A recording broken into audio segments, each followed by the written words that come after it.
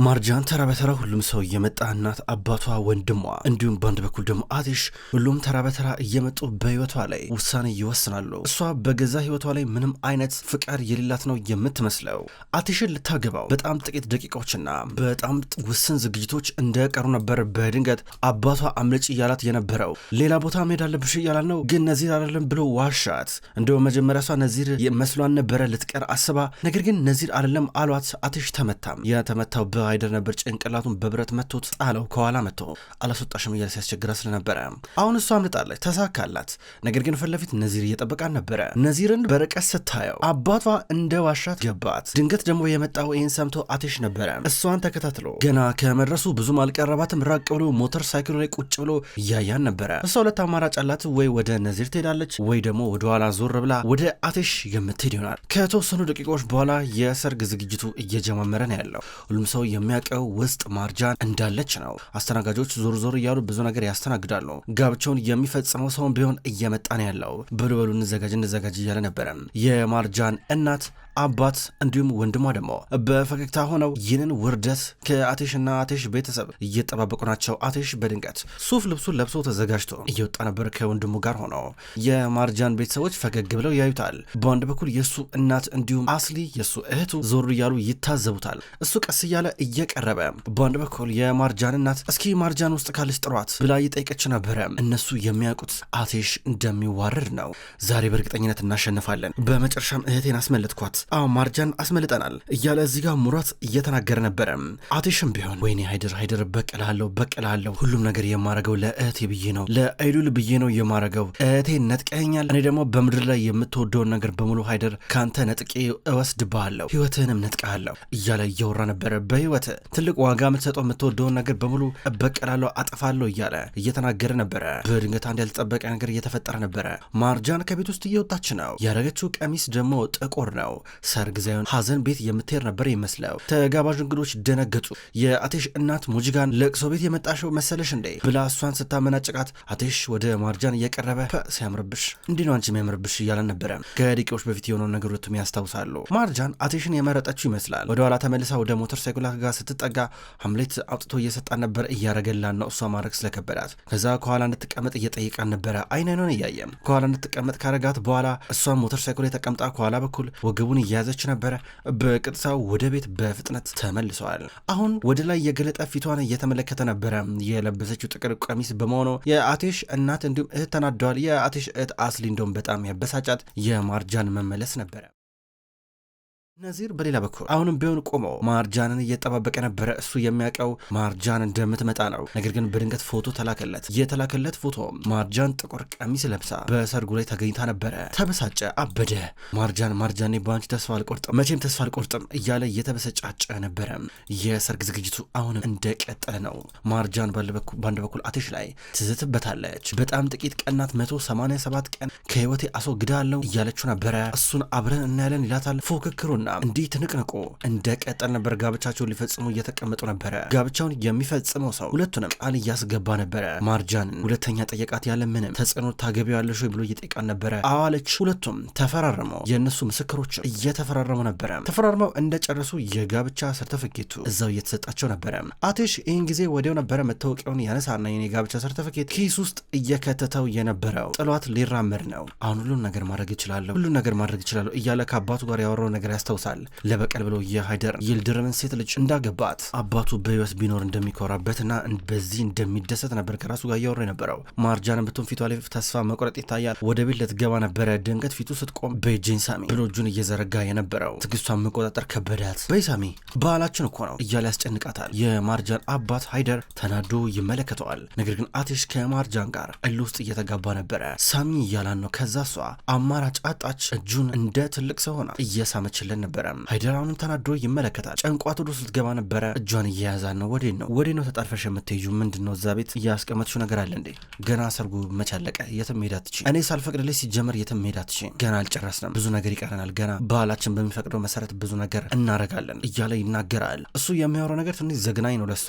አልፈልግም እያለች ነው። አንቺ ምንም አይገባሽም፣ ሲጀመር የኛ ባህል ምናምን ነገር ራሱ አይገባሽም፣ ምንም የማትሆኝ ሰው ነሽ እያላን ነበረ። ቀና ብላ ትመለከታለች። እንባ የተናነቃት። ልታመልጭ ሞክርሻ ተደብቀሽ ከአባትሽና ከወንድምሽ ጋር ተመሳጥረሽ ወደዛ ነዚር ወደሚባለው ሰውዬ ጋር ታመልጭ ነበር አይደለ? ለሁሉም ነገር ዋጋ ተከፊበታለሽ። ምትከፊው ደግሞ በጣም በሚያስጠላና ከባድ በሆነ መንገድ ነው እያለ ያስፈራራታል። ገና ደግሞ የአስሊና የሙጅጋን ደግሞ ተራ ይጠብቃታል። ሁለቱ ቀርበው ደግሞ ገና ይናገራታል። ወደ እሷ እየቀረቡ ነበረ። ምንት ውርደት ነው ይሄ? ምንት ውርደት ነው? ለቅሶ ቤት የመጣሽ መስለሽ እንዴ ጥቁር ቀሚስ ለብሰሽ የምትመጪው?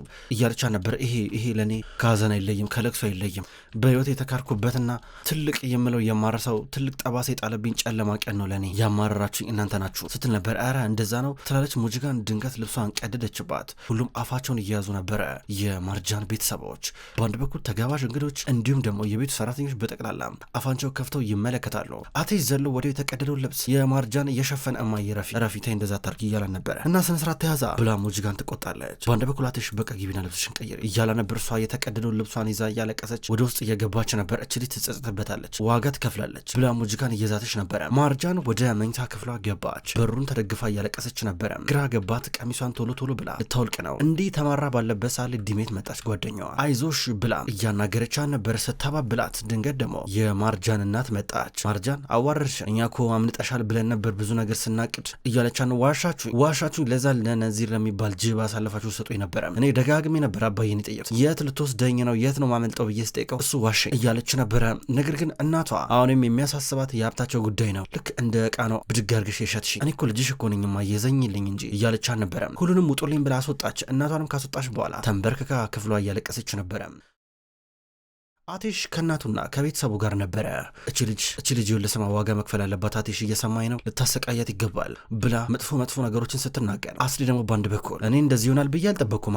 አቴሽ መጀመሪያ እንደዚህ አልተነጋገርንም ነበር ትላለች። በጣም ስለምትወደው የእነሱ መጋባት በጭራሽ የምትቀበለው አይሆንም። አቴሽ ደግሞ ያው የእሱ ጥላቻና ጥርጣሬ በቀል እንዳለ ሆኖ ማርጃን ትንሽ የሚያዝንላት ይመስላል። ማርጃን ባንድ በኩል አልቅሳ በበረንዳው በኩል ወጣች። ስትወጣ አቴሽን ቁልቁል አየችው። እንዳሳመምከኝ አሳምመዋለሁ፣ እንደዚህ እንደጎዳኝ እጎዳሃለሁ እያለች ስታወራ ነበረ። እሱ ቀና ብሎ ብቻ ይመለከታል። በአንድ በኩልም ሃይደር እንዲሁም ሞራት ጠጋቸውን ይዘው እየወሩ ነበረ። ማርጃን ባትመጣ ኖሮ ሁሉ ነገር ጥሩ ነበረ። አሁን ሁሉም ነገር ተበላሽቷል። እነዚህም ቢሆን ድጋሚ ከዚህ በኋላ አያምንንም፣ ከዚህ በኋላ እኛን ለመበቀል ብቻ ነው የሚያስበው እያለ ሞራት ይናገራል። ቆይ አንዴ ሁሉን ነገር እናልፈዋለን እያለ ሃይደር ሲናገር ድንገት አቴሽ መጣና በርቀት አያቸው። እንዴት መልሰው ነዚርን እንዳመኑትና በምክንያት ማርጃንን አስመልጠው የነዚር እቅፍ ውስጥ ሊከቷት እንደነበረ ምንም ትክክለኛው ምክንያት አልገባለው። አቴሽ አሁን ከወንድሙ ጀማል ጋር እያወራ ነበረ። እንዴ እንዳለ አካውንቶቹ ታግደውበት አላለከኝም ነበር እንዴ? ታዲያ ነዚር የሚባለው ሰውዬ እንዴት የማርጃንን ቤተሰብ ሊያሳምን ቻለ? ድጋሚ እሱ እንዲያገባት ብሎ ጠየቀው። እኔ እንጃ አላቅም ወንድሜ፣ አካውንቶቹ ታግደውበታል፣ የሆነ ነገር አለኛ ማናቀው ስለው ነበረ። በእርግጠኝነት ምናልባት ይሄ ነዚር የሚባለው ሰውዬ ስለና ሃይደር የሆነ ሚስጥር የሚያውቅ ይመስላል፣ የሆነ ሚስጥር ነገር ሲለው ነበረ። ችግር የለም እኔ መረጃ በደንብ መረምራለሁ እያለ ጀማል ያስረዳውና ካጠገቡ ዞር ይላል። በሌላ በኩል ማርጃን ልብሷን ቀየረች። መኝታ ክፍል ናት። ራሷን በመስታወት እየተመለከተች ነው። ግራ ገባት። ምንድነው ከዚህ በኋላ ማድረገው እያለች ነው። ዞር እያለች ነው። ጸጉሯን ቢሆነ ሽቦ ነገር ልታዚዝ ነው። መሳቢያ እየከፈተች በድንገት ሽጉጡን አየችው። ከዚህ በኋላ ይሳፈጠኝና ተኩስበታለሁ ብላ እየወሰነች ነበር። ሽጉጡን ደበቀችው ትራሷ ስር። ከዛም በኋላ ድንገት በሩ ተንኳኳ። በሩን ከፈተች። ምን ፈለክ?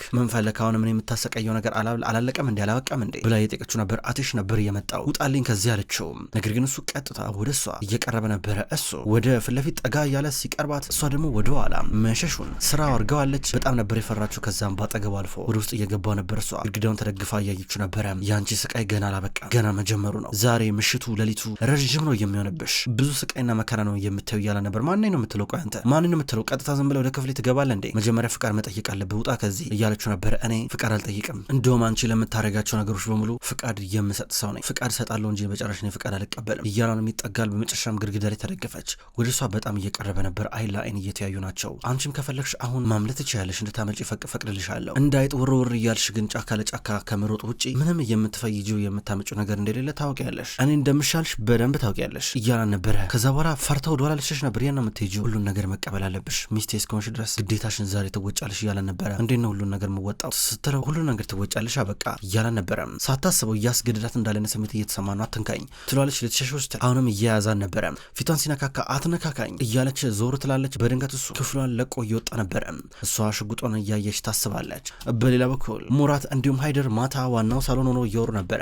በድንገት የመጣችው ማርጃን ናት። ጓደኛዋ ዲሜትም ነበረች። ማርጃን እንዴንሻውን ተረጋጋሽ ትራታለች። ለማርጃን ስሜት እንዲሁም ነገሮች የምትጨነቀው ዲሜት ጓደኛዋ ብቻ ትመስላለች። ሌላው ማርጃንን እንደ መደረደሪያ እቃ ብቻ የሚመለከታት ይመስላል። ወደ ወንድሟና አባቷ እንደቀረበች ዋሻችሁ ካዳችሁኝ ስትል ነበረ። ለምን ተመለሽ ይሏታል። እንዴት ዋሹኛላችሁ? ቆይ እናንተ ነዚር ሊቀበለኝ እንደነበረ እንዴት አትነግሩኝም? ሲጀመር አባዬ እንዴት ዋሸኛለህ? እኔ እኮ ልጅህ እኮ ነኝ። እኔ እቃ ነኝ እንደ እያለችሁ ነበረ።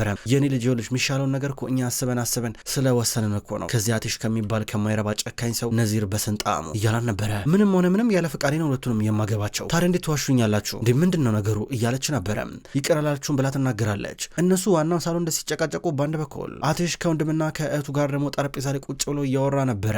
ከዚህ ቤተሰብ ጋር በምንም ጉዳይ መከራከር የለብንም። እቺ ልጅ በመጨረሻም አግብቻታለሁ። አሁን የእኛን ስም ተሸክማለች፣ የኔን ስም ይዛለች። እስከ ያዘች ድረስ ቢያንስ ለእሷ ክብር አሳይ እያለ በተለይ አስሊን እየመከራን ነበረ። በድንገት ጀማል ተደወለለት። ቶሎ ብሎ ስልኩን እንዳነሳው የደወሉት በር የነበሩ ጠባቂዎች ነበሩ። ነዚር መጥቷል ካልገባው ብሎ እያስቸገረ ነው ብለው ለጀማል ነገሩት። ከዛ ጀማል ለአትሽ ነገረው። ተሰብስበው እየወጡ ነበረ።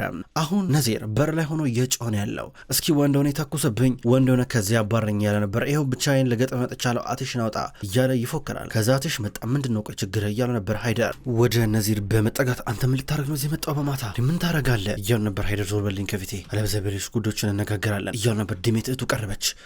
ከዚህ ነዚር ምንድነው የምታረገው ወንድሜ እያለችው ነበረ። በድንገት ደግሞ ማርጃን ስትመጣ ነዚር እዚህ ምን ታረጋለህ ከዚህ ስትለው አትሽ ማርጃን መቆጣት ጀመረ። ከዚህ በኋላ ደግመሽ እሱን ስም እንዳትጠሪ አንተ እዚህ ምንድነው የምታረገው እያሉ ነበረ። እስካሁን ድረስ ላረከው ነገር ማርጃን ይዛ ልጠፋ ስለነበር ዋጋ ትከፍላለህ ሲለው እስኪ ምን ታመጣለህ እያለ ሊመታው እጁን ሰነዘረ። በድንገት አትሽ የነዚርን እጅ ያዘው፣ መታው፣ ቶሎ አጣደፈው። ነዚር ወደኋላ እየወደቀ ነበረ። የነዚር እህት ዲሜት ወደ ወንድሟ ቀርባ ተነስ እያለችው ነበረ።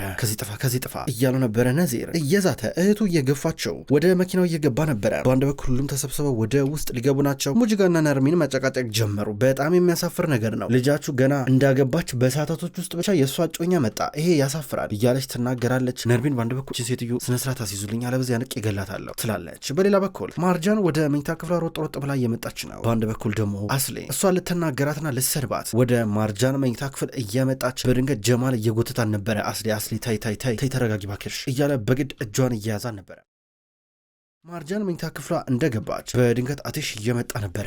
ስሚ ያለኔ ፍቃድ ምንም ነገር ማድረግ አትችይም። ከዚህ በኋላ የሰውዬ ቢደውልልሽ ቶሎ ብለሽ ብሎክ ታደርጊዋለሽ። ፊት ለፊት በመንገድሽ ቢመጣ መንገድ ቀይረሽ ትሄጃለሽ። በጭራሽ ስለሱ ምንም ነገር ካንቺ መስማት አልፈለግም እንዳታገኘው እያላ ነበር። ተወኝ በእናትህ ብላ ከመኝታ ክፍሏ ልትወጣ ነበረ። ሄዶ የመኝታ ክፍሉን በር ዘጋውና ያዘው። ይሄ እንዳረሽ አሁን አንቺ የኔ ነሽ እንጂ ማንም አይደለሽም እያላ ነበር። የበለጠ እያማራት እየመጣ ነበረ። እንዲህ ብሎ ወደ ጆሮዋ ተጠግቶ ሲያወራት ለ187 ቀን ብቻ ነኝ አንተ መሆነው እያለችው ነበረ። እሱንስ ማና እስኪ እንዴት ብለሽ እንደምትቋቋመው ያሻለሁ ነገሩ በጣም ከባድ ነው ትቀጭበታለሽ እያለ ነበር። ውጣልኝ ከዚህ አሁን አታስፈራራኝ፣ ውጣልኝ በእናትህ ከአንተ ጋር አንድ ክፍል ውስጥ መቆምም መቀመጥም መተኛትም አልችልም፣ ውጣልኝ ሆነ ነው እያለችው ነበረ። እንዲወጣ በጭንቀት እየተናገረችው እሱ እየተጠጋን ነበረ። ቀስ እያለ እየተጠጋ ስም አታስፈራራኝ፣ እሺ አታስፈራራኝ፣ አሁን ውጣ እያለችው ነበር። ፈራሽ እንዴ እያለ ነበር። በጣም ፈርቻለሁ ካሁን ነገር አረገኝ ብዬ እያለች ነበረ። ከዛም በኋላ ምንም አታመጭም እያለ ሲጠጋ ድንገት የደበቀችውን ሽጉጥ እያወጣችው ነበረ። ሽጉጥን አወጣችና እንዳትጠጋኝ ብላ ደቀነችበት። ነገር ግን እዚህ ጋር ማርጃን የተሳሳተችው የሽጉጡን ምላጭ እየተጫነችው አይደለም። ጣቷ ከሱ በጣም ሸሽቷል።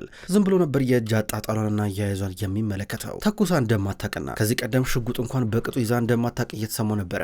በሌላ በኩል አስሊና ጀማል በውጭ በኩል እየወሩ ናቸው። ለምን አስቆምከኝ ትለዋለች። ለምን አስቆምከኝ ሄጃ ጮላት ነበር እያለችው ነው። አቴሽን እንደምወደው ታውቃለህ እንዴት እያገባት ዝም ብዬ ከዛውን ደግሞ ምሽታቸውን አንድ ክፍል ሲያሳልፉ ዝም ማለት እችላለሁ እያለች ነበር እሷ የምታስበው። በአይምሯ የሚመጣው አቴሽና ማርጃን ዛሬ የተለየ ምሽት እንደሚያሳልፉ ነው ምንም እንኳን ቢጠላሉ። ስለዚህ አሁን አስሊ ነው የሚያንገበግባት። ጀማል እያቀፈ አይዞሽ ተረጋጊ ብሎ እሷን በማባበል ተጠመደ። በሌላ በኩል ማርጃን አሁን አቴሽ ላይ ሽጉጡን እንደደቀነችበት ነው። እንዳትንቀሳቀስ ትለዋለች። ከዛ እሱ በያተኩሺ ብሎ ሽጉጡን የበለጠ ወደ ደረቱ አስጠጋው። ጊዜ ጀመር እንዴት መተኮስ እንዳለብሽ ግን ታውቂያለሽ፣ ምላጩን እኮ መጫን እኮ አለብሽ እያላ ነበረም። ጭራሽ እሱን አልተጫነችውም፣ ሽጉጡም አልተቀባበለም። ሌሎች ማድረግ ያለባትን ነገር ምንም አላደረገችም። ብተኩስ ባተኩስ በጭራሽ ከሽጉጡ ውስጥ ጥይት አይወጣም። ከዛ እሱ ተቀበላትና ሽጉጡን ተመለከተ። ከዛ አልጋ ላይ ወረወረው። ከዛም በኋላ ወደ እሱ ሲጠጋ እንዳነካኝ እያለችው ነበረ። በጣም ብዙ የሚያሳስብ ነገሮች ከዚህ በኋላ ይሆናሉ፣ ብትፈሪኝ ይሻልሻል እያላ ነበረ። እንዲህ እያላት እያስፈራራት። በሌላ በኩል ዲሜት ከወንድሟ ጋር ናት። ፊቱ የተመታበትን በበረዶ ደገፍ አድርጋልታለች። አቴሽና ማርጃን ሁለቱም ከተጨቃጨቁ በኋላ እሷ ሄዳ አልጋዋ ላይ ወጣች። አቴሽ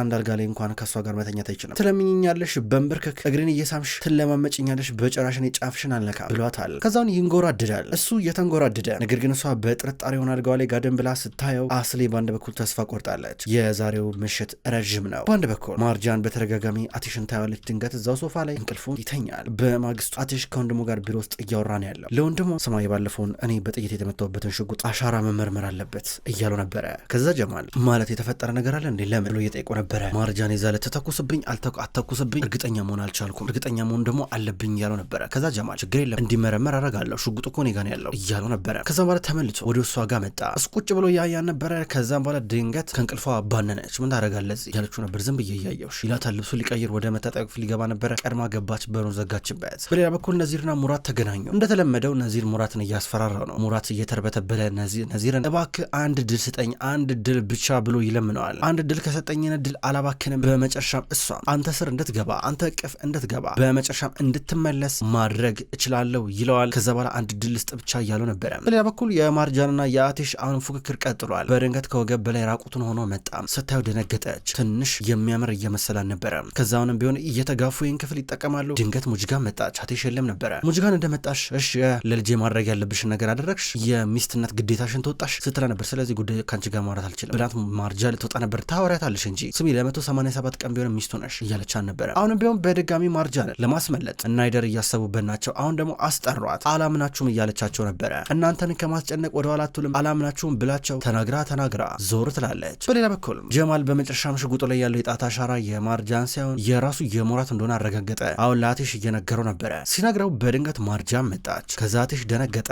መጀመሪያም ጠርጥሮ ነበር። ከዛ ማርጃንን እየጎተተ ወደ ክፍሏ እየወሰዳን ነበረ። ወደ ክፍሏ ወሰዳትና አልጋዋ ላይ ገፈተራት። ከዛም በኋላ እሱ ልብሱን ማውላለቅ ጀመረ። የጀመረው ከሸሚዙ ነበረ። የሸሚዙን ቁልፍ እየፈታ እያየችው ደንግጣ አፍጥጣ ስትመለከተው ነበረ። ውድ ተመልካቾች እንኳን ወደ ቅጠል ቲቪ ዩቲዩብ ቻናል በሰላም መጣችሁ። ክቡራን ተመልካቾች ይህ ድራማ መሀል ልብ ነው። መሀል ልብ ድራማ ከዚህ በኋላ በቅጠል ቲቪ ዩቲዩብ ቻናል ወደ እናንተ ዘውትር በተመሳሳይ በዚሁ አቀራረብ ይቀርባል። አቀራረቤ የተመቻችሁ ክቡራን ተመልካቾች ሁል ጊዜ ዘውትር እየመጣችሁ እንድትከታተሉ እጋብዛለሁ። ይህን ቻናል ሰብስክራይብ ያላደረጋችሁ እስካሁን ድረስ ሰብስክራይብ በማድረግ እንድትቀላቀሉን ጠይቃለሁ። ይህን ቪዲዮ ላይክ እንድታደርጉም ጠይቃለሁ። ውድ ተመልካቾች በሁለተኛው ድራማ በዘውድ ድራማ ደግሞ በሌላ ቀን የመጣ ይሆናል። እሱ ድራማ አልተጠናቀቀም። እሱንም ቢሆን በተመሳሳይ አቀራረብ በተለያየ ቀን ወደ እናንተ ይዤ የመጣ ይሆናል። ሁሌም ስለምትከታተሉኝ በጉጉት አመሰግናለሁ። በቀጣይ በአዳዲስ ቪዲዮ እስከምንገናኝ ድረስ በያላችሁበት መልካም ቆይታ ይሁን።